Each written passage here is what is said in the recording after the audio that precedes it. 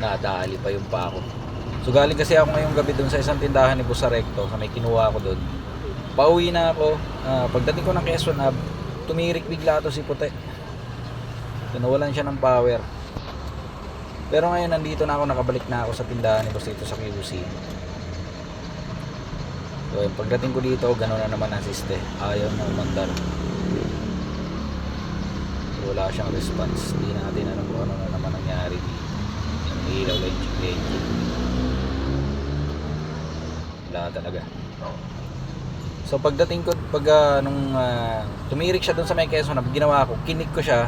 So nagredondo naman. So kinik ko siya ng kinik. So baka sakali ako na umandar. Ang nangyari, kakasipa ako sa kanya, kumapyos, hindi kumapit yung gear. Pag sipa ako, medyo malakas yung sipa ako.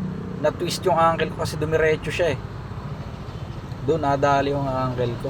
So ginawa ko, buti na lang may huminto na isang rider. So tinulungan tayo. Salute sa'yo men.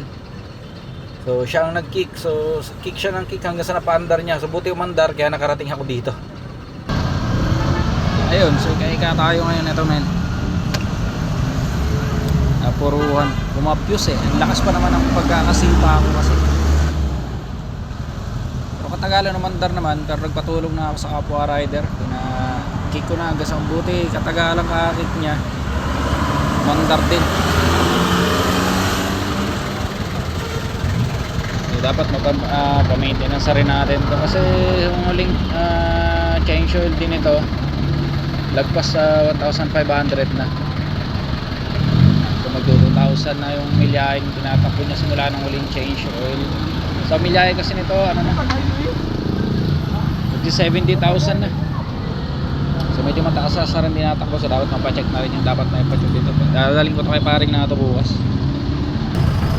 Inabot kasi ako nito doon sa may sa may Quezon Ave na eh, habang tumatakbo nawalan siya ng power, biglang namatay habang tumatakbo ako. So ginilid ko, so ini-start ko, ayaw talaga mag-start dito sa push start nya. Ang ginawa ko, kinik-start ko, kakasipa ako, dumapyos kasi hindi kumapit, pati pa ako napadiretso. Sabi siguro na ito ni Pino eh, hindi mo na ako pinapa-maintenance ha. O ayan, ikaw ang maintenance ngayon. Mag-maintenance ka ng tikasin sa ankle mo. Dali yung ankle mo, grabe. Pero ako maglakad. Pero buti na lang din katagalan, umandar. Ito paano nakauwi ako. Hindi na kailangan ng rescue. Kaya lang ngayon, nandito ako sa tindahan ni boss. Problema naman, ayaw naman, dito naman ayaw mag-start na.